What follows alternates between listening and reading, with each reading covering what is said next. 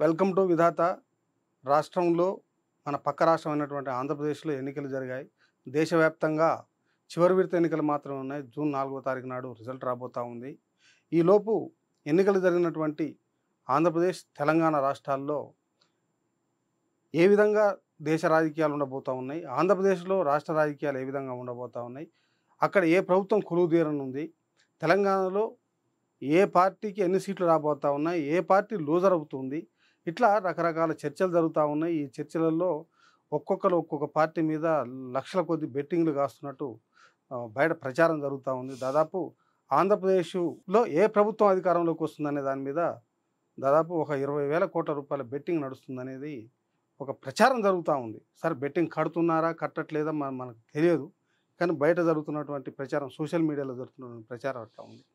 అదేవిధంగా దేశంలో మోడీకి ఎదురుగాలి వీస్తుందని ఉత్తర భారతంలో, అందుకని దక్షిణాదిపైన కేంద్రీకరించాడని, కూటమి బలం పెరిగిందని, అంటే ఇండియా కూటమి బలం పెరిగిందని దేశ రాజకీయాల్లో ఒకటి, లేదు ఏ పరిస్థితిలో మోడీనే మూడోసారి ప్రధాని కాబోతున్నాడని, ఇట్లా రకరకాల చర్చలు జరుగుతూ ఉన్నాయి. ఈ నేపథ్యంలో తెలంగాణ, ఆంధ్రప్రదేశ్ రాష్ట్ర రాజకీయాల పరిణామాలు, దేశ రాజకీయ పరిణామాలపైన మొత్తం చర్చించడానికి సీనియర్ జర్నలిస్టు రొద్దం శ్రీనివాస్ గారు ఉన్నారు.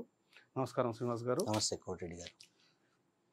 ఆంధ్రప్రదేశ్లో ముఖ్యంగా దాదాపు ఒక 20,000 కోట్ల రూపాయల బెట్టింగ్ నడుస్తూ ఉంది అనేది, కూటమి గెలుస్తుందని కొందరు, కొంతమంది వైసీపీ గెలుస్తుందని కొందరు, ఇట్లా రెండు రకాలు నడుస్తుంది. కానీ ఏ ఒక్క పార్టీ కూడా మేము పక్కాగా గెలుస్తామనే కాన్ఫిడెంట్లో లేని పరిస్థితి. కానీ మరి బెట్టింగ్ రాయలకు ఏ పార్టీ మీద ఎట్లా కాన్ఫిడెన్స్ ఎలా వచ్చింది, ఏమిటి? దానికి కరెక్ట్ మీరు అడిగింది ఏంటంటే, పార్టీలకు లేని విశ్వాసం కార్యకర్తలకు ఉంది. వాస్తవంగా బెట్టింగ్లు నడుస్తున్న మాట వాస్తవం. అంటే రైతుల దగ్గర నుంచి, కూలి పని చేసుకునే వాళ్ళ దగ్గర నుంచి మొదలు పెడితే కోటీశ్వరులు, కాంట్రాక్టర్లు, రియల్టర్లు, పొలిటీషియన్లు, చివరికి జర్నలిస్టులు, మేధావులతో సహా అందరూ పందాలు కాస్తున్నారు. జర్నలిస్టులు కూడా పెట్టారు. చాలా చోట్ల జర్నలిస్టులు కూడా పందాలు కాశారు. దీంట్లో అబద్ధం ఏం లేదు. అంటే ఆంధ్రప్రదేశ్లో పరిస్థితి ఎట్లయిపోయిందంటే, 3-4 రకాల బెట్టింగ్లు నడుస్తున్నాయి ఆంధ్రప్రదేశ్లో. ఒక బెట్టింగ్ ఏంటంటే, వైసీపీనే మళ్ళీ అధికారంలోకి వస్తుందని బెట్టింగ్ కాసే వాళ్ళు ఉన్నారు. ఇంకో బెట్టింగ్ ఏంటంటే, కూటమి గెలుస్తుంది, అధికారంలోకి వస్తుంది అనేది 2 రకాల బెట్టింగ్లు. మూడోది ఏంది, పవన్ కళ్యాణ్ ఓడిపోతాడా గెలుస్తాడా. నాలుగోది, కుప్పంలో చంద్రబాబు ఓడిపోతున్నాడా గెలుస్తున్నాడా. ఐదోది, లోకేష్ ఓడిపోతున్నాడా గెలుస్తున్నాడా. ఇవన్నీ పక్కన పెడితే ఇంకోటి ఏంది, కడపలో షర్మిల ఎంపీగా గెలుస్తుందా ఓడిపోతుందా, అవినాష్ రెడ్డి గెలుస్తున్నాడా ఓడిపోతున్నాడా. ఇట్లాంటి డిఫరెంట్ టైప్ ఐపీఎల్ మ్యాచ్ లాగా డిఫరెంట్ టీమ్స్, ఐపీఎల్ టీమ్స్ ఎట్లయితే క్రికెట్ ఆడి మనుషుల్ని అలరించే ఈ ఎండాకాలంలో, ఇప్పుడు ఈ బెట్టింగ్లో డిఫరెంట్ సబ్జెక్టులతో ముందుకు వచ్చాయి. ఎందుకంటే మీ దగ్గర అసెంబ్లీ ఎన్నికలు కదా, అసెంబ్లీ ఎన్నికలు, గవర్నమెంట్ మారుతుంది, కలిపి ఉన్నప్పుడు అసెంబ్లీ ఎన్నికలు ఉన్నాయి కాబట్టి. సో ఇంకోటి ఏంటంటే, విచిత్రమైన బెట్టు కొంతమంది కట్టారు. వైఎస్ జగన్ పులివెందల మెజారిటీ, కుప్పంలో చంద్రబాబు, మంగళగిరిలో లోకేష్, పిఠాపురంలో పవన్ కళ్యాణ్, ముగ్గురిది కలిపిన దానికంటే ఎక్కువ వస్తుందని కూడా బెట్టింగ్ కట్టిన వాళ్ళు ఉన్నారు. అంటే ఈ ముగ్గురి మెజారిటీ కంటే జగన్ మెజారిటీ ఎక్కువ ఉంటుంది అని కట్టిన వాళ్ళు ఉన్నారు. బాలకృష్ణ మెజారిటీ మీద బెట్టింగ్లు హిందూపురంలో కట్టిన వాళ్ళు ఉన్నారు. సో మేజర్గా ఈ టాపిక్స్ మీద హెవీగా వచ్చాయి. ఇప్పుడు ప్రస్తుతానికైతే ఆంధ్రప్రదేశ్లో వైసీపీ గెలుస్తుందని బెట్టింగ్ కట్టేవాళ్ళు లేరు, కూటమి గెలుస్తుందని బెట్టింగ్ కట్టేవాళ్ళు తక్కువ ఉన్నారు. ఇప్పుడు పరిస్థితి ఏంటంటే 1:2 ఉంది.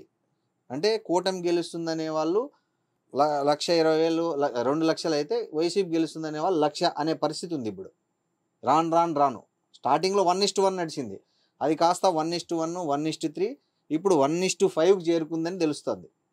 ఈ విధంగా ఇంకా విచిత్రం ఏంటంటే, ఎక్కువ బెట్టింగ్లు కట్టింది ఈసారి నాకు తెలిసినంత వరకు ఈస్ట్ వెస్ట్ కడప జిల్లా. ఈ 3 జిల్లాల్లో కట్టినంత బెట్టింగ్ ఎక్కడ కట్టలేదనేది చాలా మంది చెప్తున్నారు. ఇప్పుడు కడప జిల్లాలో కట్టిన బెట్టింగ్ జగన్ గెలుస్తాడనా లేకపోతే ఓడిపోతాడనా? కడప జిల్లాలో కట్టిన బెట్టింగ్ ఏంటంటే, జగన్ మెజారిటీ ఎంత, లేకపోతే అవినాష్ రెడ్డి గెలుస్తాడా, షర్మిల గెలుస్తుందా, ఈ రెండింటి మీద ఎక్కువ. గవర్నమెంట్ ఏది వస్తుంది అనేది కట్టిన వాళ్ళు చాలా ఒక 20% ఉండొచ్చు అక్కడ.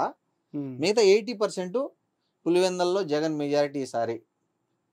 తర్వాత కడప పార్లమెంట్లో షర్మిలాకు వచ్చే ఓట్ల మీద కూడా బెట్టింగ్లు కట్టారు. సార్ నీ అంచనా ప్రకారంగా కడప పార్లమెంట్లో షర్మిల అవినాష్ అవును ఎవరు అంటే వస్తారు? నా అంచనా ప్రకారం అయితే ఎన్నికలకు ముందు వరకు అవినాష్ రెడ్డి కొంత ఎడ్జ్ ఉంది, కొంత ఓ 10,000-15,000 ఎడ్జ్ ఉంది. ఎప్పుడైతే విజయమ్మ గారు వీడియో సందేశం పంపించారో చాలా మార్పు వచ్చింది అనేది నా అబ్జర్వేషన్, నా పర్సనల్ అబ్జర్వేషన్ ఇది. ఆమె షర్మిలాకే ఓటేయండి అని ఆమె వీడియో వచ్చిన తర్వాత ఒక 60,000-70,000 ఓట్లు క్రాస్ ఓటింగ్ జరిగింటుంది కడప పార్లమెంట్లో. ఇంకోటి, నాకు అక్కడ చాలామంది మిత్రులు ఉన్నారు కడప వివిధ ప్రాంతాల్లో, ఇంతకుముందు జర్నలిస్టులుగా పనిచేసిన వాళ్ళు, నేను ఇన్పుట్ ఎడిటర్గా ఉన్నప్పుడు. వాళ్ళందరితో మాట్లాడితే వాళ్ళు ఏం చెప్తారంటే, అన్న షర్మిలమ్మ గెలిచినా మీరు ఆశ్చర్యపోవద్దు, ఎందుకంటే వాళ్ళిద్దరు ఆడబిడ్డలు కొంగు పట్టుకొని ఓట్లు అడిగారు, వాళ్ళ తల్లి వీళ్ళనే సపోర్ట్ చేసింది. ఇంకోటి ఏంటంటే అక్కడ నిలబడింది జగను సొంత తమ్ముడేం కాదు. సో జనాలు క్రాస్ ఓటింగ్ చేశారు బాగా, వైసీపీ వాళ్ళే క్రాస్ ఓట్ చేశారు. ఎమ్మెల్యే ఓటు వైసీపీకి వేసి అంటే ఎంపీ ఓటు షర్మిలాకి వేశారు. ఈవెన్ తెలుగుదేశం వాళ్ళు కూడా ఎమ్మెల్యే ఓటు తెలుగుదేశానికి వేసుకొని ఎంపీ ఓటు షర్మిలాకి వేశారు. అయితే కొంగు పట్టుకొని ఓట్లాడడం ఏడ్చుకుంటూ సునీత వివేకానంద రెడ్డి కూతురు, షర్మిల, వివేకానంద రెడ్డి భార్య, ముగ్గురు ప్రచారం చేశారు కదా. ఏడ్చింది తల్లి, స్వయంగా తల్లి రాజశేఖర రెడ్డి భార్య విజయమ్మ వీడియో సందేశం అమెరికా నుంచి పంపించింది. నా బిడ్డను, రాజశేఖర రెడ్డి బిడ్డ షర్మిలమ్మ, ఆమెను గెలిపించండి అని ఒక తల్లి ప్రాధాయపడింది. వీడియో సందేశం పంపించింది కానీ ఆ టైంలో మరి ఇక్కడ ఉండి బిడ్డకు ప్రచారం చేయకుండా పోయింది కదా, మరి పరోక్షంగా జగన్ సపోర్ట్ చేసినట్టే. ఒక తల్లికి 2 పిల్లలు 2 కళ్ళ లాంటి వాళ్ళు, ఏ కన్ను పొడుచుకోమంటే ఏం చేస్తుంది ఏ తల్లి అని చెప్పండి మీరు. తల్లి అభిప్రాయం ఒకటి ఉండొచ్చు, ఒక బిడ్డ ఎవరికి అన్యాయం జరిగిందో, ఎవరు అన్యాయం చేస్తున్నారో తల్లికి తెలిసిండొచ్చు, కానీ తల్లి మనసు అనేది దాన్ని అంటారు. కడప పార్లమెంట్ ఎంపీ ఒకటి వైసీపీ ఓడిపోయినంత మాత్రాన జగన్ ఓడిపోతారనేది కాదు కదా. దేశమంతా జగన్ ప్రచారం చేసిన కడప ఎంపీ వరకే నిలబడి ప్రచారం చేయొచ్చు కదా. లేదు, అది రాంగ్ సిగ్నల్ పోతుంది. ఏమైపోతుందంటే ఆమె ప్రత్యక్షంగా పాల్గొనడం వేరు, ఏదో అమెరికాలో ఉండి తన కూతురు కోసం చివరిలో 2 రోజుల ముందు వీడియో పంపించడం వేరు. రెండింటికి చాలా తేడా. ఇవన్నీ కుటుంబ సంబంధాల్లో చాలా గొడవలకు ఫ్యూచర్లో దారితీస్తాయి. ఆమె కరెక్ట్ చేసింది, విజయమ్మ గారు నా దృష్టిలో కరెక్ట్ చేశారు. నేను ఎవరితో ఉండద్దు, నేను ఎక్కడున్నా ఇంకోరి కోపం వస్తుంది, బాధ వస్తుందని ఆమె. సరే, ఇంకో బెట్టింగ్ లో జనసేన అధిపతి, సినిమా నటుడు, మంచి బాయ్, మరి ఇంత గెలుస్తున్నాడా ఓడిపోతున్నాడా పిఠాపురం? నేను చెప్తున్నా ఆన్ రికార్డు, పిఠాపురంలో పవన్ కళ్యాణ్ గెలుపు అనేది ఫిక్స్. మెజారిటీ కూడా నేను చెప్తున్నా. చాలా మంది చెప్తున్నారు అక్కడ రాంగ్, ఎవరు చెప్తున్నారో ఎవరికి చెప్తున్నారు, ఓడిపోతున్నారని చెప్తున్నారు. నేను చెప్తున్నా యాజ్ ఏ నాకు 22 years నా జర్నలిజం ఎక్స్పీరియన్స్, నేను 5 ప్రత్యక్ష ఎన్నికలు చూసా. పవన్ కళ్యాణ్ భారీ మెజార్టీతో పిఠాపురంలో గెలుస్తున్నాడు, రాసుకోండి.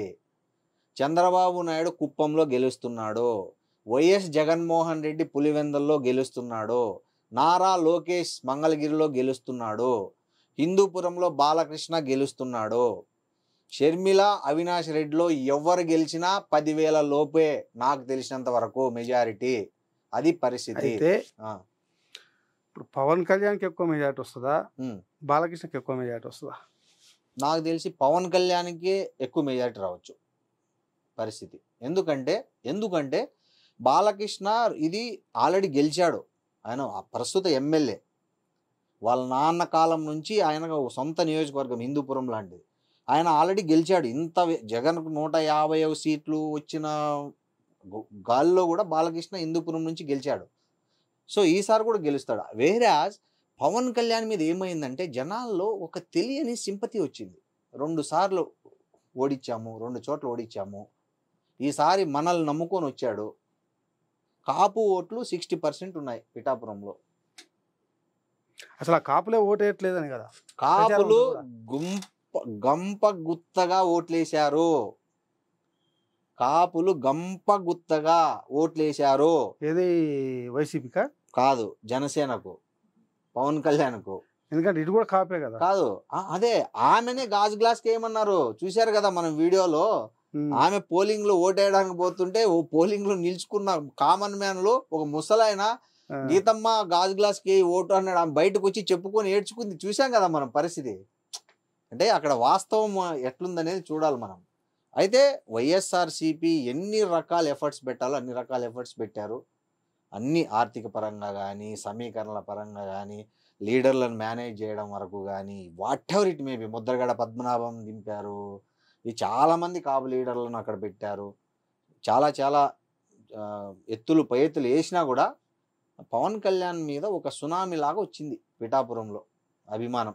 అదైతే పక్క ఆయన ఓడిపోతున్నారనేది ఒక బోగస్ రాజకీయ విమర్శలాగా చెప్పుకోవచ్చు. కానీ మనలాగా జర్నలిస్టులం చెప్పుకోవాలి. మనం ఏ పార్టీకి సంబంధం లేని వ్యక్తులం కాబట్టి మనం ఉన్నది ఉన్నట్టు మాట్లాడుతున్నాం. జరుగుతున్న ప్రచారం మీదే నేను చెప్తున్నా. నా అబ్జర్వేషన్, పవన్ కళ్యాణ్ 100కు 100% గెలుస్తున్నాడు. ఆంధ్రప్రదేశ్లో రూరల్ ఓటింగ్ బాగా జరిగింది. పుంకాన జనం వచ్చారు. జగన్ తీసుకొచ్చినటువంటి పథకాలు, రెండోది విలేజ్ వాలంటరీ వ్యవస్థ, దానివల్ల సునామీ లాగా జగన్కే ఓట్లు పడ్డాయి అనేది ఒక ప్రచారం ఉంది. అర్బన్ మొత్తం కూడా కూటమికి పడ్డాయి, రూరల్ అంతా జగన్ పడ్డాయి. మరి రూరల్ ఓటింగ్ నిజంగా జగన్కే జరిగితే ఇప్పుడు మీరు అన్నట్టు కూటమి గెలుపు అనేది సాధ్యమైద్దా? నేను చెప్తా దీనికి. ఇదేంటంటే అవగాహన లేకుండా కొంతమంది చేసే విశ్లేషణ ఇది. భారతదేశ రాజకీయ చరిత్రలో మీరు తీసుకోండి, మనకు స్వాతంత్రం వచ్చినప్పటి నుంచి జరిగిన ఎన్నికలు మీరు ఎలక్షన్ కమిషన్ ఆఫ్ ఇండియా వెబ్సైట్లోకి వెళ్ళి చెక్ చేసుకోండి. అధికార పక్షం కంటే పోలైన ఓట్ల కంటే ఎక్కువ పర్సెంటేజీ ఓటింగ్ పోల్ అయితే అది ఖచ్చితంగా ప్రతిపక్షం గెలిచిన ఎన్నికే. మీరు చెక్ చేసుకోండి. ఎన్నికల కమిషన్ వెబ్సైట్ ఉంది. నన్ను కూడా మీరు నమ్మాల్సిన అవసరం లేదు. మీరు పోయి చెక్ చేసుకోండి. తీసుకోండి ఏ ఇయరో, ఎంత పర్సెంటేజో, అంతకుముందు ఎంత, ఈ గతం కంటే పెరిగినప్పుడు ప్రతిపక్షం గెలిచిందా అధికార పక్షం గెలిచిందా, ఎనీ స్టేట్ భారతదేశంలో ఏ రాష్ట్రమైనా తీసుకోండి. అదొకటి డిసడ్వాంటేజ్. ఈ ప్రచారమే చాలామంది నమ్మి పాపం బెట్టింగ్లు కాస్తున్నారు. నాకు బాధేస్తుంది. చిన్న చిత్క వాళ్ళు కూడా ఉన్నారు. ఏమంటారంటే వాలంటీర్లు లేరు, రిజైన్ చేసేశారు, వాలంటీర్లను ఎన్నికల కమిషన్ అనుమతించలేదు, ఈవెన్ పెన్షన్ ఇవ్వలేదు. అయితే వాళ్ళు బాగా ప్రచారం చేశారు. డబ్బు పంపిణీలో వాళ్ళు కూడా కీలక పాత్ర పోషించారు. అన్ని పార్టీలు పంచాయి డబ్బు. వైసీపీ అని నేను చెప్పను, అన్ని పార్టీలు డబ్బులు పంచాయి, స్వేచ్ఛగా పంచుకున్నాయి. ఈసారి నీది నువ్వు పంచుకో, నాది నేను పంచుకుంటా అనే పరిస్థితులు పంచుకున్నాయి. సో రెండోది ఏం చేశారంటే వాలంటీర్లు, ఎందుకు వైఎస్ఆర్సీపీ వాళ్ళు అంత కాన్ఫిడెంట్గా ఉంటారని నేను ఆలోచించినప్పుడు నాకు ఒక వ్యక్తి చెప్పాడు ఆ పార్టీ అని. ఈ 3 గంటల వరకు ఓటింగ్కు రాని వాళ్ళను ఐడెంటిఫై చేసి వాలంటీర్లు వాళ్ళ ఇళ్ళకి వెళ్ళి వాళ్ళని మోటివేట్ చేసి మీరు ఓటేస్తారా అండి అని క్యూలో నిల్చుకోబెట్టారు. వాళ్ళంతా రాత్రి 10, 11, 12 వరకు నిలబడి ఓటేశారు. సో మా వాలంటీర్ పిలుచుకొచ్చిన వాళ్ళు కాబట్టి వాళ్ళు మాకే ఓటేసింటారు, ఈ కాన్ఫిడెన్సు అని వాళ్ళు అనుకుంటారు. గుడ్డి నమ్మకము, లిటరల్గా ఇట్స్ ఎ బ్లైండ్ బిలీఫ్ అని నేను అంటున్నాను. గుడ్డి నమ్మకంతో కొన్ని అంచనాలకు వచ్చారు వాళ్ళు. వాస్తవం ఏంటంటే ఓటర్ చాలా తెలివైనడు. మీరు అన్నారే సంక్షేమ పథకాలు చాలా అమలు చేశాడు జగన్, అట్లే రూరల్ ఓటర్. మరి కేసీఆర్ ఏం తక్కువ చేశాడని తెలంగాణలో రూరల్ ఓటర్ ఓడించాడు?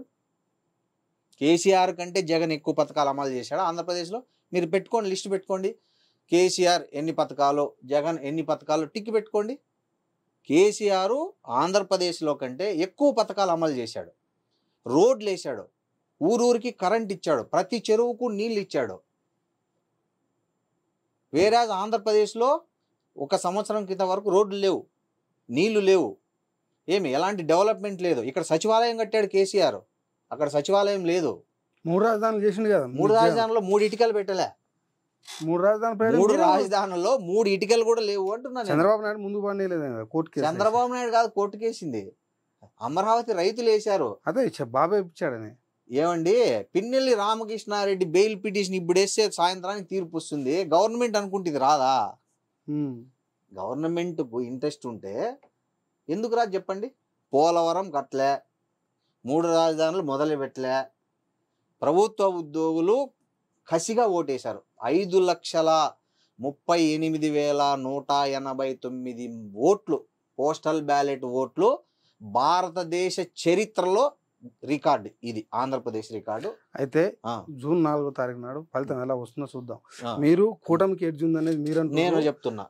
యూట్యూబ్లలో వైసీపీ వస్తుంది అనేది అంటారు, కొంతమంది పవన్ కళ్యాణ్ ఓడిపోతారంటారు. మీరు అత్యంత ఓడిపోతాడని కూడా అంటున్నారు. అది కూడా చెప్పండి. చంద్రబాబు నాయుడు ఓడిపోతున్నాడు, పవన్ కళ్యాణ్ ఓడిపోతున్నాడు అని కూడా చెప్తున్నారు. ఇద్దరిలో ఎవరు ఓడిపోరని నేను చెప్తున్నా, మీరు చెప్తున్నారు. ఇంకొక 10 రోజుల్లో 4వ తారీఖు వస్తుంది. 7 రోజులు 4వ తారీఖు వస్తుంది. 4వ తారీఖు నాడు ఎవరు గెలుస్తారు ఎవరు పోతారు అనేది ఒకటి చూద్దాం. ఇది చూసినప్పుడు తెలంగాణకు సంబంధించినటువంటి పాలిటిక్స్లోకి వస్తే 2023 డిసెంబర్లో ఎన్నికలయ్యాయి. కాంగ్రెస్ ప్రభుత్వం అధికారంలోకి వచ్చింది. ఈ 6 నెలల్లో రకరకాల పరిణామాలు, రాజకీయ పరిణామాలు జరిగాయి. జరిగిన నేపథ్యంలో ఈ పార్లమెంట్ ఎన్నికలు జరిగాయి. ఈ పార్లమెంట్ ఎన్నికల్లో ఓటరు భిన్నమైన తీర్పు ఇవ్వబోతున్నాడు అనేది ఒక ప్రచారం జరుగుతుంది. లేదు, మేము 12 సీట్లు పక్కాగా గెలుస్తున్నామని కాంగ్రెస్ పార్టీ ఏ సీట్లు గెలవబోతున్నామో కూడా ప్రకటించింది. ధీమాగా ఉంది. అదే ధీమా బీజేపీ కూడా ప్రకటిస్తూ ఉంది. కానీ ప్రధాన ప్రతిపక్షమైనటువంటి బీఆర్ఎస్ మేము ఇన్ని సీట్లు గెలుస్తాము అనేటువంటి ఒక కాన్ఫిడెన్స్ కోల్పోయింది. ఇంతలో అంటే దాదాపు ఒక బలమైనటువంటి ప్రధాన ప్రతిపక్షంగా ఉన్నటువంటి బీఆర్ఎస్ పార్టీ వితిన్ ది 4 నెలల్లో అంత నమ్మకం కోల్పోవడానికి కారణాలు ఏంటి మీరు అనుకుంటున్నారు? అంటే ఒకటి, వాళ్ళు తినింది చావు దెబ్బ. వాళ్ళు ఏమనుకున్నారంటే మేము విపరీతమైన సంక్షేమ పథకాలు అమలు చేస్తున్నాం, చేశాము, అభివృద్ధి చేశాము, మమ్మల్ని గెలిపిస్తారని అసెంబ్లీ ఎన్నికల్లో చాలా అతి విశ్వాసంతో ఉన్నారు. మీకు తెలుసు, మీకు జర్నలిస్ట్గా మీరు కూడా చాలా చోట్ల తిరిగారు. కాంగ్రెస్ పార్టీకి కేసీఆర్ 3 నెలల ముందు అభ్యర్థులను ప్రకటిస్తే కాంగ్రెస్ పార్టీ రేపు నామినేషన్ లాస్ట్ డేట్ అనగా కూడా చాలా మందికి బీఫామ్లు ఇచ్చింది. నామినేషన్ వేసినా కూడా ఇచ్చింది. స్క్రూటినీ దశలో కూడా కాంగ్రెస్ పార్టీ బీఫామ్లు ఇచ్చింది. అధికార పార్టీకి పుష్కలంగా డబ్బులు ఉన్నాయి, వాళ్ళు ఖర్చు పెట్టుకున్నారు. ప్రచారం అనండి, ఏదైనానండి. చాలా చోట్ల కాంగ్రెస్ అభ్యర్థులు ఊర్లలోకి పోయి నాకు ఓటేయండి అని అడగని అభ్యర్థులు కూడా చాలా మంది ఉన్నారు. మీరు గమనించారో లేదో. కానీ ఓటర్లు ఏం చేశారు? కాంగ్రెస్కు పట్టం కట్టారు. ఎందుకు కట్టారు అంటే మెయిన్ కారణం కుటుంబ పాలన అనేది విస్తృతంగా జనాల్లోకి తీసుకెళ్ళగలిగింది కాంగ్రెస్. రేవంత్ రెడ్డి పిసిసి అధ్యక్షుడు కావడం అనేది కాంగ్రెస్కు ఫస్ట్ కలిసి వచ్చిన అంశం తెలంగాణలో. ఆయన మాటకారితనం కావచ్చు, ఆయన చొరవ, ఆయన దూకుడు, స్పాంటేనియస్గా స్పందించే గుణము, ఆయన ధైర్యము, కేసీఆర్ను ఏంద్రా నీ కథ అని అనగలిగే అంత ధైర్యం, దాన్ని ఇష్టపడింది తెలంగాణ ప్రజలు. ఇష్టపడ్డారు రేవంత్ రెడ్డి గట్స్ని ఇష్టపడ్డారు. ఒకటి, రేవంత్ రెడ్డి స్పాంటేనియస్ ఇప్పుడు భూములకు సంబంధించి నువ్వు కబ్జా చేశావని చెప్పి అన్నప్పుడు జనవాడలో నీదేందని చెప్పి ఇమీడియట్ గా ప్రదర్శనకి వెళ్ళాడుగా, అది జనంలో బాగా. అట్లా జనాలకు ఏమైపోయిందంటే కాంగ్రెస్ లీడర్షిప్ కు బలమైన నాయకుడు దొరికాడు అనే దాంతో వాళ్ళు ఒపీనియన్ అనేది మౌల్డ్ అవుతూ వచ్చింది రేవంత్ రెడ్డి పిసిసి అధ్యక్షుడు అయిన తర్వాత. దానికి తోడు బీఆర్ఎస్ ప్రభుత్వం తీసుకొచ్చినటువంటి ధరణి పోర్టల్ దుర్మార్గంగా ఇది ప్రజల్లో ఒక తీవ్ర వ్యతిరేకత తీసుకొచ్చి చాలా రైతుల్లో ముఖ్యంగా తీవ్ర వ్యతిరేకత కారణం ధరణి. దాన్ని ఇమ్మీడియట్ గా రేవంత్ అడ్డుకొని ధరణిని బంగాళాఖాతంలో కలుపుతాన్నాడు, భూభారతి తెస్తాను. ఇవన్నీ అదే చెప్తున్నా కదా, ప్రతిపక్ష నాయకుడు ఎవరైతే ప్రజల ఆకాంక్షలకు అనుగుణంగా మాట్లాడతాడో, ప్రజల ఆశయాలు, ప్రజలు ఏం ఆశిస్తున్నారో ఒక ప్రభుత్వం నుంచి తెలుసుకొని మాట్లాడితే కనెక్ట్ అయిపోతారు ప్రజలు. నువ్వు 10,000 ఓటుకు 2,000 5,000 రోజు సారా బుడ్డీలు వాళ్ళు తింటారు, తాగుతారు, ఓకే అంటారు. కానీ అదే కాంగ్రెస్ వాళ్ళు డబ్బులు పంచలేదనే దానికి నిన్న వాళ్ళు వస్తున్నటువంటి వార్తలు, ఫోన్ ట్యాపింగ్ వార్తలు వస్తే తిరుపతి అనేవాడు చెప్పాడు కదా, మేము కాంగ్రెస్ వాళ్ళ డబ్బులు పట్టుకోవడం కోసం మేము పనిచేసామని. సార్ అంత నిర్బంధంలో మరి ప్రజలు నిజంగా డబ్బులు కమ్ముడు పోయే వాళ్ళు అయితే ఏది కదా మరి కాంగ్రెస్ ఓటు. ఎక్కడైనా అంతే, ప్రజలు చాలా విఘ్నులు. కానీ సరే అట్లా అయినప్పుడు మంచి పొజిషన్ ఇచ్చారు. మరి బీఆర్ఎస్ కు ఎవరు ఇచ్చింది? అర్బన్ ఓటర్లు ఎవరైనా కానీ అవమానించారు. ఇప్పుడు నాకు ఇదే ఈ రోజు నాకు ఒకటి అనిపిస్తుంది. ఇప్పుడు అందశ్రీ కీరవాణి 2 ఇచ్చినప్పుడు ఆత్మగౌరవం దెబ్బతిందన్నారు కదా. ఇదే కేసీఆర్ గారు, ఇదే కేటీఆర్ గారు, ఇదే టీవీ నైన్ కూర్చొని ఏం మాట్లాడారు? ప్రజలు అత్యాశకు పోయి కాంగ్రెస్ని గెలిపించారు. వాళ్ళని వాళ్ళు విమర్శించుకోలే, మమ్మల్ని ఎందుకు ప్రజలు ఓడించారని వాళ్ళు ఆత్మవిమర్శ చేసుకోలే. పరనింద అంటే మళ్ళీ ప్రజల్ని నిందించారు. అంటే ప్రజలు అత్యాశకు పోయి కాంగ్రెస్కి ఓటు వేశారని. కేసీఆర్ గారు అంటే రీసెంట్గా కేటీఆర్ గారు ఏమన్నారు? ఆంధ్ర ఓటర్లు తెలివైన వాళ్ళు కాబట్టి మమ్మల్ని గెలిపించుకున్నారు. అంటే ఇంకా తెలంగాణ ఓటర్లకు తెలియలేదనే. అంటే ఎవరు ఆత్మగౌరవాన్ని దెబ్బతీస్తున్నారు చూడండి. ఇది ఎవరికి కనిపించదు. కానీ హిస్టరీలో ఇది దాదాపు మొదటిసారి అనుకుంటా ఇది ప్రజలపైన నిందేయడం. నియంతలు వేసేవాళ్ళు కానీ వేశారు.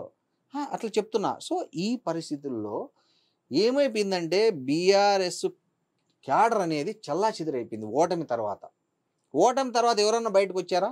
3 నెలల పాటు కేసీఆర్ గారు ఆసుపత్రులు ఉన్నారు, మిగతా వాళ్ళందరూ ఇళ్లలో సైలెంట్గా ఉన్నారు. 2 నెలలు సైలెంట్. 2 నెలల తర్వాత సూర్యాపేటలో మాజీ మంత్రి జగదీష్ రెడ్డి గారు ఆయన పోయి రైతుల దగ్గరికి పోయి పంటలు ఎండిపోతున్నాయి, నీళ్ళు ఇవ్వట్లేదు, అది ఇది అని 4 రోజులు 5 రోజులు చేసిన తర్వాత ఆయనతో రైతులు ఇంటరాక్ట్ అవ్వడము, మాట్లాడడంతో అరే ఇది లైన్ బాగుందని మళ్ళీ కేసీఆర్ గారు ఫీల్డ్లోకి వచ్చారు, హరీష్ రావు గారు ఫీల్డ్లోకి వచ్చారు, కేటీఆర్ గారు ఫీల్డ్లోకి వచ్చారు. అంటే బీఆర్ఎస్ కు ఓటమి నిరుత్సాహ వాతావరణంలో అంతే కదా, ఇంత బూస్ట్ ఇచ్చింది జగదీష్ రెడ్డి గారే. అంతే. ఆయన ఫస్ట్ ఆయన ఇంట్లో ఉండకుండా దూరుకోకుండా వెళ్ళి రైతుల పొలాలు, ఎండిన పొలాలు పరిశీలించి రైతులతో మాట్లాడి ఈ కరెంటు సమస్యల మీద ఆయన మాట్లాడడంతో ప్రజలు అక్కడికి వెళ్ళి అవును సార్ మాకు ఇట్లా మోసం చేస్తుంది అనుకోలేదు అది ఇదని వాళ్ళకున్న కాస్త అసంతృప్తిని వాళ్ళు వ్యక్తపరిచి దాన్ని కొంచెం సక్సెస్ఫుల్ అయింది. దాని తర్వాత వీళ్ళు దాన్ని చేశారు. డీజిల్ అయిపోయిన కారులో జగదీష్ రెడ్డి డీజిల్ పోసిండు మళ్ళీ స్టార్ట్ చేశారు కార్. అది ఎప్పుడు చేశారు? పార్లమెంట్ ఎన్నికలకు జస్ట్ ముందు. దాంతో మళ్ళీ ఏమి బీఆర్ఎస్ స్థానాన్ని బీజేపీ ఆక్రమిస్తుంది అన్నటువంటి ఒక చర్చ ఇది బాగా వస్తుంది. కారణం ఏంటి? వాస్తవం ఎందుకు వచ్చిందంటే ఇప్పుడు వీళ్ళు చేసేది ఏం లేదు. ఇప్పుడు పార్లమెంట్లో కేసీఆర్ని గెలిపిస్తాము, ఏం చేస్తారు? మహా అయితే కవితను ఇడిపించుకొని వస్తారు బయటికి, ఇవి చూపించుకొని. అంటే జనరల్ పబ్లిక్ మాట్లాడుతున్న మాటలు నేను కొంతమందితో మాట్లాడినప్పుడు. అదే బీజేపీ కోటేస్తే పార్టీ ఉంటుంది, లేదా కాంగ్రెస్ని బలపరిస్తే కాంగ్రెస్ అధికారంలో ఉంది రాష్ట్రంలో, కాంగ్రెస్ వల్ల అయినా మంచి జరుగుతుంది, లేదా బీజేపీ వల్ల జరుగుతుంది తప్ప ఇంకో పార్టీ వల్ల జరగదు అనేది ప్రస్తుత తెలంగాణ ఓటర్కు బాగా స్పష్టంగా ఉంది. అందుకని అంటే ఈ 6 నెలల్లో కొంత వ్యతిరేకత మొదలైంది కానీ అది ఈసారి మళ్ళీ ఓడగొట్టేంత వ్యతిరేకత రాలే కాంగ్రెస్ మీద. ఎందుకంటే ప్రజలకు కూడా తెలుసు కాంగ్రెస్ ప్రభుత్వానికి రేవంత్ రెడ్డి ముఖ్యమంత్రి ఉన్నందుకు అక్కడ కేంద్రంలో సపోర్టు ఎంత మాత్రం ఉంది, ఈ రాష్ట్రాన్ని గత ప్రభుత్వం ఎంత అప్పులు మిగిలిచ్చింది, ఏం చేసింది, ప్రభుత్వాన్ని కొత్త ప్రభుత్వం ఏర్పడిన రోజు ఖజానాలో ఎంత డబ్బులు ఉన్నాయి, అప్పులు ఎంత ఉన్నాయి, ఇవన్నీ శ్వేతపత్రం ప్రకటించడం వల్ల రేవంత్ రెడ్డి అందరికీ అర్థమైంది ప్రజలకి. సో వాళ్ళ అంత తీవ్ర వ్యతిరేకత లేదు, వాళ్ళ కాంగ్రెస్ మీద అసంతృప్తి ఉంది, వ్యతిరేకత లేదు. అందుకు ఈసారి నాకు తెలిసి తెలంగాణ పార్లమెంట్ ఎన్నికల్లో fight between BJP versus Congress లాగే జరిగింది. Congress versus BJP, BJP versus Congress, Congress versus BJP, what ever it ఏదైనా కానీ జరిగింది. మీరు చెప్తున్న దాంట్లో కాంగ్రెస్ అప్పర్ హ్యాండ్ ఉందా, బీజేపీ అప్పర్ హ్యాండ్ ఉందా? 100% కాంగ్రెస్ అప్పర్ హ్యాండ్ ఉంది. 4వ తేదీ రిజల్ట్ వస్తాయి చూడండి. 8 నుంచి 10, 11 మధ్య కాంగ్రెస్ ఎంపీలు గెలవబోతుంది. 4 లేదా 5 స్థానాల్లో బీజేపీ ఎంపీ స్థానాలు గెలుచుకోబోతోంది. 1 ఎంఐఎం, 1 బీఆర్ఎస్ పార్టీ గెలుచుకోబోతోంది. ఇది నాకు తెలిసిన లెక్క. తెలంగాణ రేవంత్ రెడ్డి గారి లెక్క కంటే తక్కువ చెప్పారు. నేను ఇప్పుడు ఆయన పార్టీ అధ్యక్షుడు, పార్టీ నాయకుడు, ఆయన చెప్పుకోవచ్చు. నేను ప్రాక్టికల్గా మీలాంటి చాలా సీనియర్ జర్నలిస్టులను పేయడం, తిరగడము, అక్కడిక్కడ మాట్లాడి సేకరించుకున్న సమాచారాన్ని ఒక దగ్గర పెట్టుకొని నేను ఒక నిర్ణయానికి వచ్చిండేది. నేను ఏ పార్టీ తరఫునో కాదు. సో నా అంచనా అప్పర్ హ్యాండ్ టీఆర్ఎస్ వాళ్ళు, కాంగ్రెస్దే. టీఆర్ఎస్ వాళ్ళు మేము గెలవకపోయినా పర్వాలేదు కానీ కాంగ్రెస్ రాకూడదు అనే పేరు మీద బీజేపీ ఓటేశారనేటువంటి ఒక చర్చ అంటే ప్రచారం కూడా జరుగుతుంది. అంటే ఒకటైంది లేదు ఇది అంటే నాకు తెలిసినంత వరకు ఓటర్ షిఫ్ట్ అయిపోయినాడు. బీఆర్ఎస్ ఓటరే బీజేపీకి మ్యాక్సిమం షిఫ్ట్ అయిపోయింది. కాంగ్రెస్కు ఒక 5 to 10% ఓటర్ వస్తే బీఆర్ఎస్ ఓటరు, మిగతా 80% బీజేపీకే షిఫ్ట్ అయిపోయింది ఈ పార్లమెంట్ వరకు. ఎందుకంటే అసలు క్యాడర్లోనే కాన్ఫిడెన్స్ లేదు. బీఆర్ఎస్ క్యాడర్లో ఆ ఉత్సాహం కానీ ఏదో కసి పట్టుదల మనం ఓడిపోయినా మళ్ళీ గెలిచి చూపించాలి అనే అది లేదు. వాళ్ళు నిర్లిప్తంగా ఉన్నారు. దాన్ని బీజేపీ క్యాష్ చేసుకుంది రకరకాలుగా. ఇంకా కాంగ్రెస్ పార్టీకి అడ్వాంటేజెస్ ఉన్నాయి అధికార అంటే పార్టీ. కేసీఆర్ కానీ కేటీఆర్ కానీ అంటే ఎన్నికల ఓటమి తర్వాత ప్రజలు తప్పు చేశారు, తెలంగాణ ప్రజలు తప్పు చేశారు, అవును, హైదరాబాద్ లో గెలిచినా మమ్మల్ని ఆంధ్ర ప్రజలు గెలిపించారు అనేటువంటి వర్డ్స్ తెలంగాణ ప్రజల యొక్క మనోభావాలు దెబ్బతీశాయా వాస్తవం ఓటమి తర్వాత? అవును, తీసాయి. ఇప్పుడు ఏమనుకుంటారు, ఓట్ షిఫ్ట్ కావడానికి అదే ప్రధాన కారణం కాబోతుందా? ఓట్ షిఫ్ట్ కావడానికి విద్యావంతుల్లో అదే ప్రధాన కారణము. సాధారణ జనంలో కూడా ఏమైందంటే వీళ్ళకి ఇప్పటికీ కళ్ళు తెరుచుకోవేంది, ఇంకా ప్రజల్ని తిడతారా, వాళ్ళ తప్పులు ఒక్కసారి ఒప్పుకోరా, వాళ్ళ తప్పులు ఒప్పుకోరా, ఇప్పుడు కూడా ప్రజల్ని నిందిస్తారా, వాళ్ళ వైఫల్యాల మీద సమీక్ష చేసుకోరా అనే దాంతో చాలా మంది క్యాడర్ వెళ్ళిపోయింది. ఇంకోటి అంటే వాళ్ళు ఏం తప్పులు చేశారని గిందాక మీరు ఏపీకి తెలంగాణకు పోల్చేటప్పుడు జగన్ కంటే కేసీఆర్ ఎక్కువ అభివృద్ధి చేశాడు. మరి కేసీఆర్ చేసిన తప్పులేంటి అభివృద్ధి చేసిన తర్వాత? మీ లెక్క ప్రకారము ఆయన కేవలం ఫామ్ హౌస్కే పరిమితమయ్యారు. సెక్రటేరియట్ లేదు, అడ్మినిస్ట్రేషన్ లేదు, అధికారులు లేరు, ఐపీఎస్లు ఖాళీ, ఐఏఎస్లు ఖాళీ, సెక్రటేరియట్లోకి మీడియా వాళ్ళు పోవద్దు, ప్రతిపక్షాలు పోవద్దు, ఉద్యమకారులు పోవద్దు, పోని సెక్రటేరియట్లో దొరకవు. ఎక్కడ దొరుకుతావు? ప్రగతి భవన్లో దొరకవు, ఫామ్ హౌస్లోకి రానియవు. గద్దర్ లాంటి వాళ్ళు 2-3 రోజులు బయట కూర్చొని వచ్చినది. అదే ఒకటి బాగా పబ్లిసిటీ అయింది. రెండోది ఏమైందంటే కాంగ్రెస్ ఎక్కడ క్యాచ్ అయిందంటే తెలంగాణ మన కర్ణాటకలో కాంగ్రెస్ పార్టీ అధికారంలోకి వచ్చాక తెలియకుండానే బూస్టింగ్ వచ్చేసింది బాగా తెలంగాణ కాంగ్రెస్ క్యాడర్లో. అరే అక్కడ వచ్చినాం ఇక్కడ ఎందుకు రాకూడదు. మీరు గమనించండి, కర్ణాటకలో ఫలితాల తర్వాత కాంగ్రెస్ హైకమాండ్ మొత్తం తెలంగాణలోనే పర్యటించింది. రాహుల్ గాంధీ, ప్రియాంక గాంధీ, సోనియా గాంధీ, మల్లికార్జున ఖర్గే అందరూ ఫోకస్ మొత్తం చేశారు. క్యాడర్ ఏమైపోయిందంటే ఏదో ఒక కార్యక్రమం, ఆ డిక్లరేషను, బీసీ డిక్లరేషన్ అని, ఎస్సీ డిక్లరేషన్ అని, రకరకాల యువ డిక్లరేషన్ అని రకరకాల పేర్లు పెట్టి క్యాడర్ను ఉత్సాహాన్ని పెంచుకుంటూ వచ్చారు. వేరే మీరు అన్నారు ఎందుకు ఓడించారంటే చెప్తున్నా. ఒకటి కుటుంబ పాలన, ఎవరికి వాళ్ళు సామంత రాజుల్లాగా ఫీల్ అవడము. రెండోది ఏంటంటే ఓడించారనిలే, ఏం తప్పులు చేశారు? తప్పులు. రెండోది దళిత బంధు, డబల్ బెడ్రూమ్ ఇల్లు. ప్రధాన ఓటమి కారణాలు నాకు తెలిసినంత వరకు రైతులకు సంబంధించి ధరణి, ఇవి ఎంత వ్యతిరేకత తెచ్చిపెట్టాలో అంత వ్యతిరేకత తెచ్చిపెట్టాయి ప్రజల్లో. దళిత బంధు అందరికి ఇవ్వలేదు, ఎన్నికల ముందు పెద్ద డ్యామేజ్ జరిగింది. ఎన్నికల ముందు దళిత బంధు లబ్ధిదారులను ఎన్నిక చేసి తీరా ఎన్నికల కోడ్ అమలైనాక కూడా వాళ్ళకి ఏమి ఇవ్వలే, ఇప్పటికీ అదే చెప్తున్నా. సో దాంతో ఫస్ట్ వ్యతిరేకత ఏమొచ్చింది, ఊర్లో 10 మంది ఉంటే ఒకరికి ఇస్తే 9 వ్యతిరేకమయ్యారు.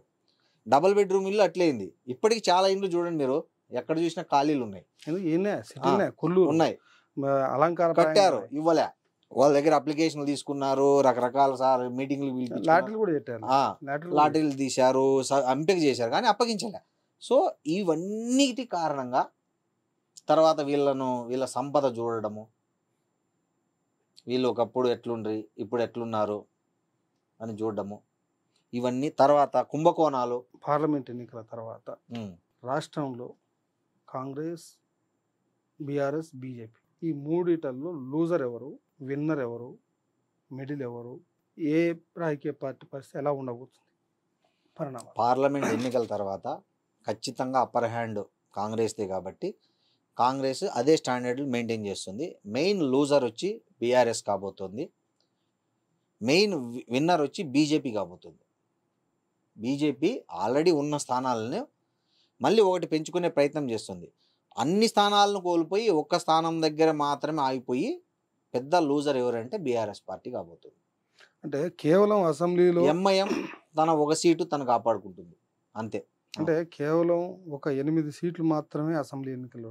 పార్లమెంట్లో ఎన్నికల నాటికి విత్ ఇన్ ది 3-4 నెలల్లోనే ఇంత భూమ్ రావడానికి దారి తీసిన పరిస్థితులు ఏందనేది ఏం లేదు, మీరు ఒకటి సింపుల్ సిద్ధాంతం నేచర్ జస్టిస్ అంటారు. అంటే ఒకటి వీక్ అయితే ఒకటి అప్ అవుతుంది. ఇక్కడ బీఆర్ఎస్ వీక్ అయిపోయింది. ఆ బీఆర్ఎస్ ఓటర్ ఏం చేస్తాడంటే వాడు కరుడు కట్టిన బీఆర్ఎస్ కార్యకర్త అనుకో కాంగ్రెస్ లేకపోలేడు, ఎందుకంటే వాడు ప్రత్యర్థి కాంగ్రెస్ తోనే కొట్లాడింటాడు అన్ని రోజులు. అతనికి ఏం ఆల్టర్నేటివ్ అంటే బీజేపీ. సో కాంగ్రెస్ వ్యతిరేకులు బీఆర్ఎస్ కాదనుకుని బీజేపీ లేకపోయారు, అంతే అంతే తప్ప అది బీజేపీ బలం కాదు. అది అక్కడ ఉన్న పరిస్థితుల్లో వాళ్ళు మారినది. ఇది మళ్ళా అసెంబ్లీ వరకు ఉంటుందని కూడా నేను చెప్పను. అసెంబ్లీ వరకు కూడా కాదు, ఎమ్మెల్సీ ఎన్నికలకు కూడా లేదు.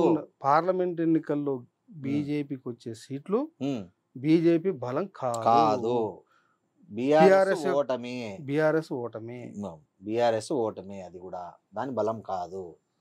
సో దేశ రాజకీయాల్లోకి వెళ్లే ముందు చివరి దశ ఎన్నికలు ఒకటి మాత్రమే మిగిలాయి.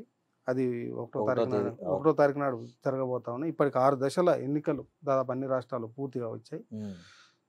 దేశంలో ఇండియా వర్సెస్ ఎన్డీఏ మెయిన్ ప్రధానం బీజేపీ.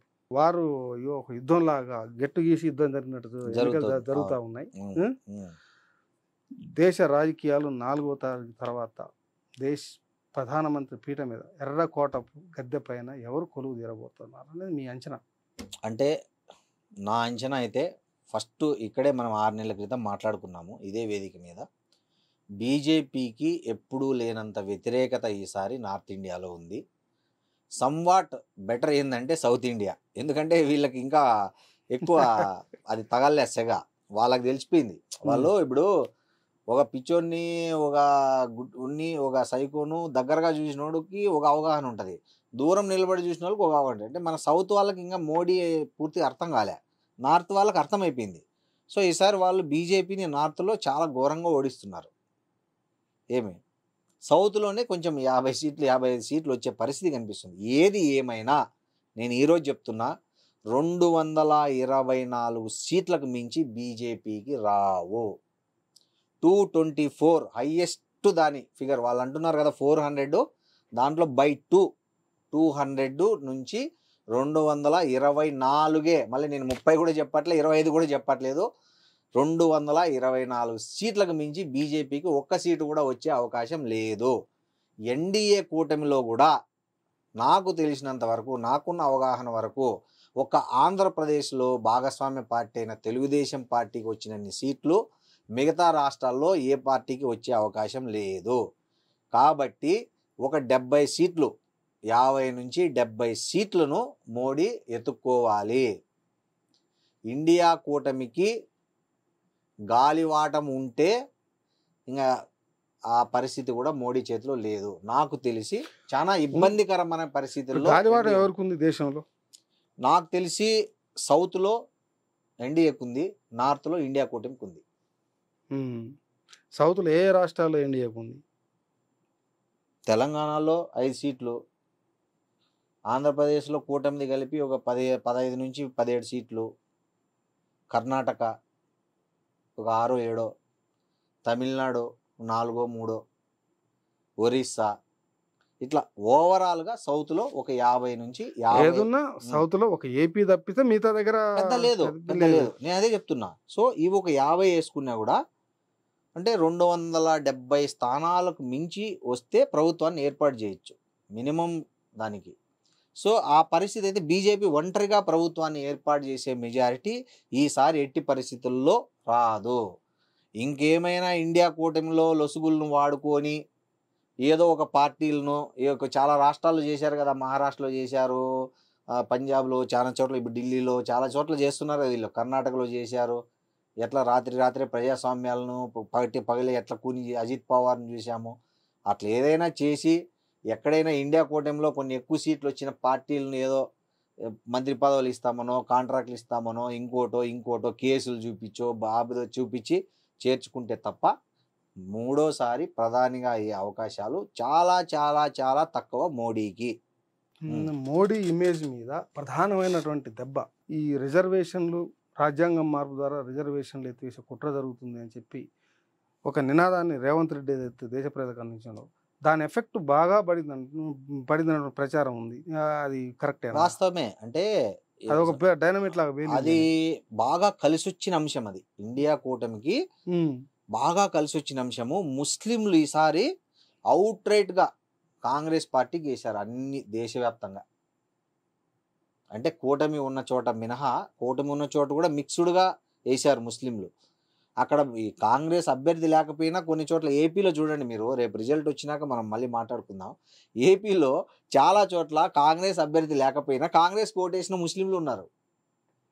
అంటే ఇట్లా చంద్రబాబుకు వేయలేక బీజేపీతో జత కట్టాడు కాబట్టి, అటు జగన్ను మళ్ళీ గెలిపించాలనే ఇంట్రెస్ట్ లేక వాళ్ళు మధ్య మార్గంగా ఏం చేశారంటే, ఆ కమ్యూనిస్ట్ పార్టీ అభ్యర్థి ఎవడని నిలబెట్టంటే ఎమ్మెల్యేగా కమ్యూనిస్ట్ పార్టీకి వేశారు, ఎంపీ ఓట్లన్నీ కాంగ్రెస్కి వేశారు. ఇది చాలా చోట్ల జరిగింది ఆంధ్రప్రదేశ్లో, నాకున్న ఇన్ఫర్మేషన్. రిజల్ట్ తర్వాత మనం చూడాలి ఇది ఎంతమని. దేశవ్యాప్తంగా కాంగ్రెస్ ఓటు బ్యాంకు గతంలో ఎప్పుడు ఈ 2 ఎలక్షన్లో లేనంత భారీగా పెరగబోతుంది ఈసారి. ఓవరాల్ ఇండియాలో కాంగ్రెస్ సింగల్గా ఓటు బ్యాంక్ అనేది నాకు తెలిసి 5 to 10% పెరగబోతుంది. అంటే రాముడు అక్షింతలు బీజేపీ రాముడు అక్షింతలు, అయోధ్య ఇవన్నీ కాదు. ప్రజలు ఏది మర్చిపోరు, కరోనా టైంను మర్చిపోరు.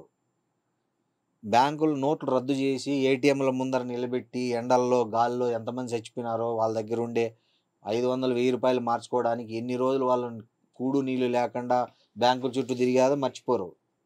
నువ్వు మొత్తం వ్యవస్థలన్నిటినీ ధ్వంసం చేయడాన్ని విద్యావంతులు మర్చిపోరు. ఏమే మతాల మధ్య యుద్ధాన్ని ఏ మేధావి కానీ, ఏ సామాజిక స్పృహ ఉన్న వ్యక్తులు హర్షించరు. ఏమే కులాల మధ్య కుంపట్లు, మతాల మధ్య విద్వేషాలు, ప్రాంతాల మధ్య విద్వేషాలు. నీకు నచ్చితే కేసులన్నీ మాఫ్, నీకు నచ్చకపోతే ఏం లేని మీద కేసు.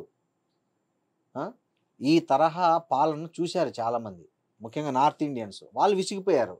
వాళ్ళ కళ్ళ కట్టిన దగ్గర, అంటే ఒక వస్తువును దగ్గరగా చూస్తే వచ్చే అవగాహన వేరు, దూరం నుంచి మనకు అంత తెలియదు కాబట్టి ఈసారి సౌత్ మోసపోయిందేమో కొంత ఎక్కువ ఓటేసి మోడీ, కానీ నా పర్సనల్ ఫీలింగ్.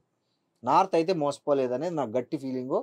మీరు గమనించారో లేదో, ఏ మీడియా రాయలేదు, మొన్న ఉత్తరప్రదేశ్లో అఖిలేష్ యాదవ్, రాహుల్ గాంధీ పబ్లిక్ మీటింగ్ జరిగితే 2 ఊర్లకు జనం నిండిపోయారంటే రాహుల్ గాంధీ వెహికల్ పోవడానికి కూడా జనం సందు లేదు, దారి లేనంతగా జనం అటెండ్ అయ్యారు ఆ మీటింగ్కు.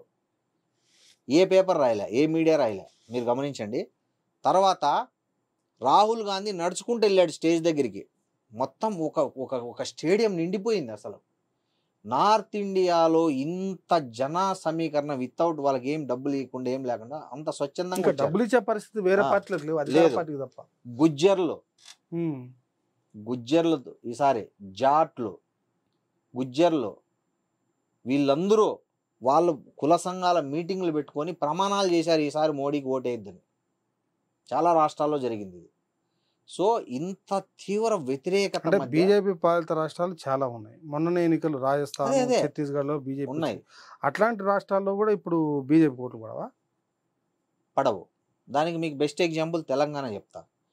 అసెంబ్లీ వేరు, పార్లమెంట్ వేరు. ఇప్పుడు రేవంత్ రెడ్డి కొడంగల్లో ఎమ్మెల్యేగా ఓడిపోయాడు, మల్కాజ్గిరిలో ఎంపీకి గెలవలే, మరి వెంటనే గెలిచాడు కదా వితిన్ 6 monthsలో. మరి ఎమ్మెల్యేగా వద్దనుకున్న వాళ్ళు ఎంపీని దేశ ప్రయోజనాల దృష్టితో చూస్తారు. ఎమ్మెల్యేని ఆ సొంత నియోజకవర్గము స్థానికుడా కాదా, ఈడుంటాడా, హైదరాబాద్లో ఉంటాడా, దగ్గర ఉంటాడా, దూరం ఉంటాడా, అప్రోచ్ ఉంటుందా, ఆయన కలవడానికి మనం ఒక పెద్ద యుద్ధం చేయాలా, ఇట్లాంటివన్నీ చేస్తాయి. బట్ వేరే ఎంపీకి అవి చూడరు జనం. కాబట్టి బీజేపీ అసెంబ్లీలో ఎన్నుకున్న రాష్ట్రాల్లో కూడా కూటమి, ఇండియా కూటమికే ఎక్కువ సీట్లు వచ్చే అవకాశం ఉంది. బీజేపీకి ఎదురుగాలి వీస్తుంది అనేది మీరు అంటున్నారు 100%. కానీ చాలా మంది 3వ ప్రధాని కాబోతున్నాడు మోడీ అనేది అంటున్నారు. బయట ఒక చర్చ జరుగుతూ ఉంది. మీరు అనుకుంటున్నట్టుగా ఎదురుగాలి వీయడానికి ప్రధానంగా ఉన్నటువంటి అంశాలు ఏంటివి? ఏ అంశాల ప్రకారంగా మోడీకి ఎదురుగాలి అనేది వీస్తుంది ఉత్తర భారతదేశంలో? ఎందుకంటే మీరు తెలంగాణ ఎగ్జాంపుల్ తీసుకోండి. మన చుట్టూ ఉండేటివైతే చూసే ప్రేక్షకులకు కూడా ఈజీగా ఉంటుంది. మీరు తెలంగాణకు ఎగ్జాంపుల్ తీసుకోండి. మోడీ ఏం చేశాడు తెలంగాణకు? ప్రత్యేక రాష్ట్రం ఇచ్చినప్పుడు ఈ రాష్ట్రానికి ఇది ఇవ్వాలా, ఆ రాష్ట్రానికి అది ఇవ్వాలని స్పష్టంగా రాసింది, రాజ్యసభలో బిల్లు ఉంది. ఏమి ఇచ్చాడు చెప్పండి? ఇచ్చాడా? ఆంధ్రప్రదేశ్ విషయానికి వద్దాం, పక్క రాష్ట్రానికి వద్దాం. రాజధాని నిర్మాణానికి వచ్చాడు, మట్టి నీళ్లు ఇచ్చిపోయినాడు, ₹1 ఇలే. పోలవరం జాతీయ ప్రాజెక్టుగా ప్రకటించారు, దాన్ని ఇంతవరకు కంప్లీట్ చేయడానికి అవసరమైన డబ్బులు ఇవ్వట్లే. ఏ అభివృద్ధి పనులు చేశాడని ప్రజలు మోడీకి ఓటేయాలి? మొత్తం గవర్నమెంట్ వ్యవస్థలన్నింటినీ, గవర్నమెంట్ ఇన్స్టిట్యూషన్, రైల్వే స్టేషన్లను మొత్తం ప్రైవేటైజ్ చేసేసాడు, విమానాశ్రయాలను మొత్తం ప్రైవేటైజ్ చేసేసాడు, పోర్ట్లు, ఇండియాలో ఉండే ఓడరేవులన్నిటినీ అదానికి ఇచ్చేశాడు, వేల కోట్లు, లక్షల కోట్లు కార్పొరేట్ రుణాలను స్ట్రైక్ ఆఫ్ చేసేసాడు. ఒక్క రైతుకు రుణమాఫీ చేయలే, ఒక్క చిన్న చితక వ్యాపారస్తునికి ముద్రా లోను ₹1,00,000 ఇచ్చి వానికి రుణమాఫీ చేయలే. కానీ లక్షల కోట్లు చేశాడు. లక్షల కోట్లు స్కామ్ చేసి కేసుల్లో అరెస్ట్ అయిన వాళ్ళను నీకు అనుగుణంగా ఉంటే బెయిల్ ఇచ్చేసినావు, పంపించేసినావు. అసలు ఏ సాక్ష్యాలు లేకుండా కేవలం ఆరోపణల మీద అరెస్ట్ చేసిన వాళ్ళకు ఇప్పుడు సిసోడియా బెస్ట్ ఎగ్జాంపుల్. మనకు ఢిల్లీ లిక్కర్ స్కామ్లో దాదాపు 6 నెలల నుంచి జైల్లో ఉంటున్నాడు. కేజ్రీవాల్ పరిస్థితి చూస్తున్నాం. ఇప్పుడు ఇదే ఈ ఫోన్ ట్యాపింగ్లో నిజంగా మొదట అరెస్ట్ చేయాల్సింది కేంద్ర ప్రభుత్వాన్ని. ఈ లిక్కర్ స్కామ్ కూడా బయటకు వచ్చింది ఎట్లా అంటే ఫోన్ ట్యాపింగ్ వల్లనే బయటకు వచ్చిందని చెప్తున్నారు నేషనల్ మీడియాలో వచ్చిన వార్తలు. పంజాబ్ ఎన్నికలకు కేసీఆర్, కవిత డబ్బులు సర్దారనే దాని మీద పుట్టిందే లిక్కర్ స్కామ్. పంజాబ్లో ఎప్పుడైతే యాప్ గవర్నమెంట్ ఏర్పాటు చేసిందో దానికి అవసరమైన డబ్బులన్నింటినీ తెలంగాణ నుంచి ఇచ్చారు. మరి ఇదే తెలంగాణ కేసీఆర్ కర్ణాటక ఎన్నికల్లో బీజేపీకి డబ్బులు ఇచ్చారని కూడా చెప్తారు. మరి దాని గురించి మాట్లాడరు మళ్ళా. అంటే నాకి కానీ వానికి ఇవ్వద్దు అనేది మోడీ సిద్ధాంతం, అందరి సిద్ధాంతం. ప్రజల్ని ప్రభావితం ఏం చేసింది? ఉద్యోగాలు, ధరలు మీరు చూశారు. గ్యాస్ ధర, పెట్రోల్, డీజిల్ ఎట్లా పెరిగింది అసలు? ఎట్లా రోజు పెరిగింది చూసారా? ఒకప్పుడు పెట్రోల్ 5 నెలలకు 6 నెలలకు ₹1, ₹2 పెరిగితే ఆడ చూసినా దీక్షలు, పెట్రోల్ ధరలు తగ్గించాలని ధర్నాలు, రాస్తారోకోలు చేసేటివి. ఏం చేశారు వీళ్ళు? తెలివిగా డైలీ పెంచేది తగ్గించేది చేసి జనాలకు అసలు పెట్రోల్ పెరిగిందా లేదా అని ఆలోచించలేకుండా వాళ్ళ బ్రెయిన్లో కంప్లీట్గా తీసేశారు. ఇది దోపిడీ కదా. ఇప్పుడు మొన్న రష్యా యుద్ధం జరిగినప్పుడు మనకు ఫ్రీ, చాలా చౌక ధరకు రష్యా డీజిల్ ఇచ్చింది. ఇస్తే ఎవరికి ఇచ్చినారు? మోడీ అంబానీకి ఇచ్చాడు, అంబానీ వాళ్ళకి ఇచ్చారు. మీరు గమనించండి, రష్యా యుద్ధం జరుగుతా అంటే మన ఇండియాను వాడు మంచి చేసుకోవడానికి పుతిన్ డీజిల్ నిల్వలు మనకు చాలా ఇస్తే మనం ఏం చేయాలి? రూపాయల్లోనే చెల్లించేటట్టు ఇచ్చారు. ఇవాళ మనం ఏం చేయాలి? దేశ ప్రజలందరికీ మనం ప్రభుత్వ సంస్థలకు ఇస్తే అందరికి పోతుంది కదా. ఓన్లీ రిలయన్స్ వానికి ఎందుకు అమ్మినావు నువ్వు? మీరు గమనించారు లేదు? రిలయన్స్ పెట్రోల్ బంకుల దగ్గర బోర్డులు పెట్టారు, ఇక్కడ పెట్రోల్ డీజిల్ రేట్లు మిగతా పంపుల కంటే ₹2 లీటర్ మీద ₹2 తక్కువ అని బోర్డులు పెట్టి అమ్మారు వాళ్ళు. ఇప్పుడు చెప్తున్నా, ₹36 లీటర్ డీజిల్ రిలయన్స్ అంబానీకి తెలిస్తే మనకు ₹100కి అమ్మాడు. నువ్వు అదే ప్రభుత్వ రంగ సంస్థలకు ఇస్తే ఈ లాభం ప్రభుత్వానికి పోతుంది కదా, ప్రభుత్వ రంగ సంస్థలకు పోతుంది కదా, ప్రభుత్వానికి పోతుంది కదా. నువ్వేం చేసినావు? వ్యక్తులకు ఇచ్చినావు. నువ్వెంత పెద్ద స్కామ్ చేసినావు? ఇప్పుడు నువ్వు ₹36 సప్లై చేసే పెట్రోల్ ₹100కి అమ్ముకుంటే జియో ఆ ₹70 నీ గవర్నమెంట్కి పోతుందా? పోదు కదా, అంబానీ అకౌంట్లోకి పోతుంది కదా. అదే నువ్వు భారత్ పెట్రోలియంకో ఇండియన్ ఆయిల్ అనుకో ఇస్తే అది గవర్నమెంట్లోకి వస్తుంది కదా. ఇప్పుడు ఇట్లాంటి వందలు వేలు ఉన్నాయి. అంటే మోడీ వైఫల్యాల గురించి రాయాల్సి వస్తే భారత రాజ్యాంగం అంత పెద్ద చరిత్ర అవుతుంది. రాజ్యాంగాన్ని మారుస్తాను. అందుకని ఆయన ఏమంటున్నాడంటే రేపు పొద్దున ఎవరైనా రాస్తారేమో దీని సైజు పెంచేద్దామని మారుస్తా అంటున్నాడు అతను. సో అది పరిస్థితి. కాబట్టి మోడీ మాయలు మంత్రాలు, మీరు ఇన్నేళ్లలో ఏ మీడియాతో అయినా మాట్లాడా? మోడీ ఈరోజు మాట్లాడుతున్నాడు, నేను దేవుణ్ణి అంటాడు, నాకు ఏదో ఫిజికల్ జన్మ మీద నేను ఒక అవతారం అనే స్థాయికి వచ్చేసినాడు అతను. గమనించారో లేదో? మీరు చూడండి, ప్రపంచ నియంత్రణంతా స్టడీ చేస్తే వాళ్ళకు ఒక ప్రోగ్రామ్ ఉంటుంది. అంటే ఒక సినిమా డైరెక్టర్ అయితే ఒక సీను, ఇది డైలాగు, ఇది ఏం చేయాలా, ఈ కాన్సెప్ట్ ఏంది, లొకేషన్ ఎంత, ఆర్టిస్టులు ఎంతమంది ఉండాలా అని ఎట్లా రాసుకుంటాడో ఆ నియంత్రణలు కూడా ఒక రూల్ ఫాలో అవుతారు అన్నట్లు. హిట్లర్ దగ్గర నుంచి అంతా సేమ్. హిట్లరు ఏం రూల్ ఫాలో అయినాడో మోడీ అదే రూల్ ఫాలో అయినాడు.